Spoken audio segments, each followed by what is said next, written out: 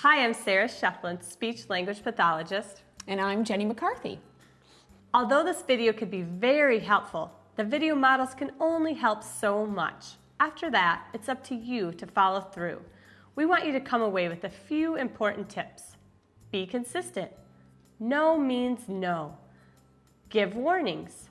Give timeouts. Catch your child being good. And teach your child about other children's feelings. We'll also show some examples of these strategies in action. Be consistent. First, a point we're going to make several times, it's so important to be consistent and follow through. This may be the number one most important thing. If you tell your child they aren't going to get any dinner, then they don't get any dinner. If you tell your child you're going to take something away, then you need to take it away. Follow through even if your child makes life really unpleasant for everyone. Trust me, in the long run, it will pay off. Watch an example here of how mom stays true to her word. Hey, you got the big old cookie.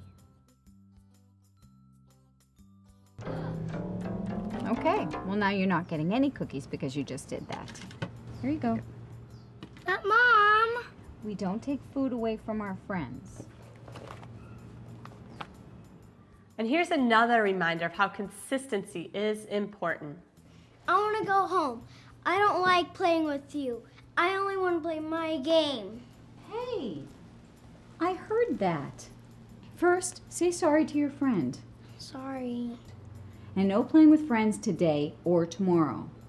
Now, because she said no friend today or tomorrow, she can't give in or her word will mean nothing. Kids figure out pretty quickly whether their parents mean what they say. No means no. Another thing that is really important for your child to understand is that when a parent says no, that means no. Period. End of discussion.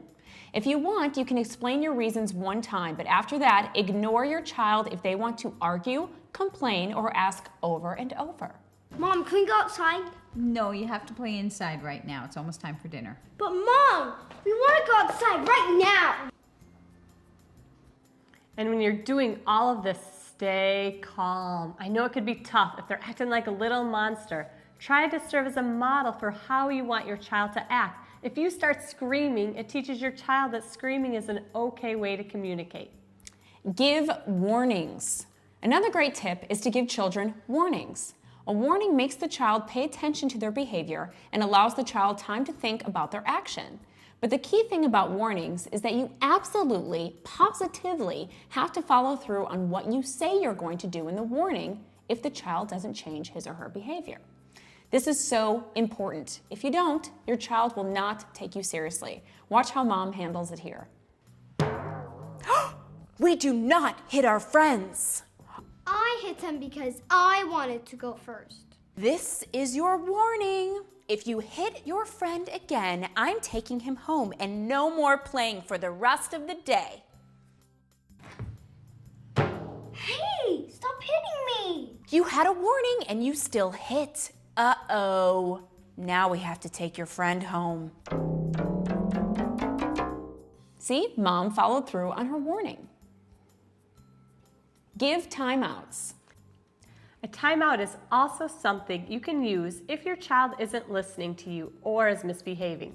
In this clip, you could see that the child was given a warning and he didn't alter his behavior, so he was giving a timeout by his mom. I don't care what you say. We're going to go outside. You're getting a timeout. Do you know why you're getting a timeout? Because I didn't listen to you saying no, we can't go outside. That's right. And what else? Because I was screaming at you. That's right. For older kids, sometimes a timeout doesn't work as well. So another intervention is to take away something from the child. Watch here and you can see how mom takes the child's video game away, something the child really wants. But remember, you need to be consistent. So you can't just give it back if they complain. Just tell them up front how long you're going to take it away and stick to that. I lost again. Haha, you lost again. You are terrible. I warned you. You have to be nice to your friends and cheer them on. How would you feel if someone was mean to you?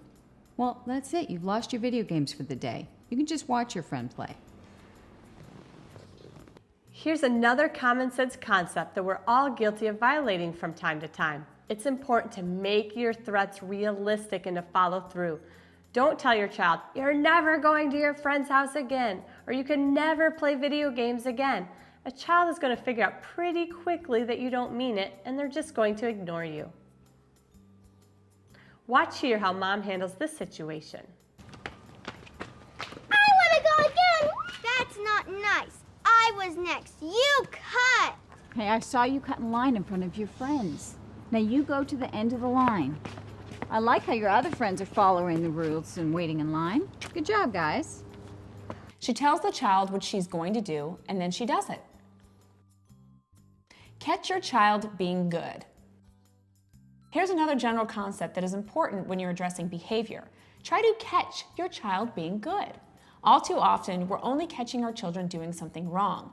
You don't always want to be nagging your child or to always be negative when addressing their behavior. Most children crave attention. However, some kids only get attention for being negative. That creates a negative feedback loop. If the only way their parent or teacher gives them attention is by acting out, then they will act out just to get that attention. Even negative attention is better than no attention at all. So how can you avoid this cycle? By catching them being positive and giving them praise for good behaviors from time to time. "Wow, I love that you're eating all your food. That is great." Not all the time, of course, but try to keep the positive feedback roughly equal with the negative feedback. Watch an example here. See how Mom responds when she catches her child doing the right thing. I wanted to go first, but I got here before you. How about we do eeny, meeny, miny, mo to steal goes first? Okay. Wow, you guys are playing great! That makes me happy. Teach your child empathy.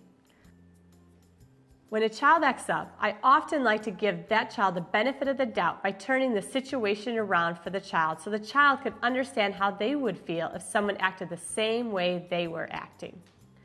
For example, see what Mom does in this scene. But I only like my friend. That kid's not allowed in my club. You're acting like a bully. What's a bully? A bully is someone who is mean to other people. How would you like it if someone was a bully to you and wouldn't let you play?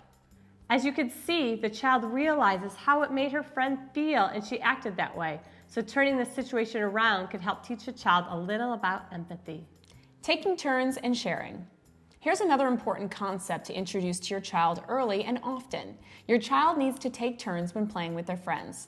Children are naturally narcissistic and need to understand it's not always about them. When your child has a friend come over for a play date, the friend is your child's guest, and your child will have to take turns and share with them.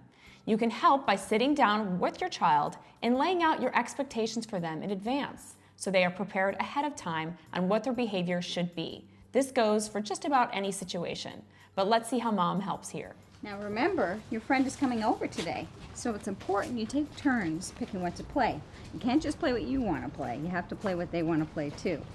So because it's your guest, I think you should let them pick what to play first. Okay. Okay? Have fun.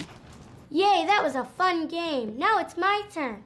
Okay, I'll play your new game since you played my game first. You be at the police station, and I'll be the robber who's about to rob the bank.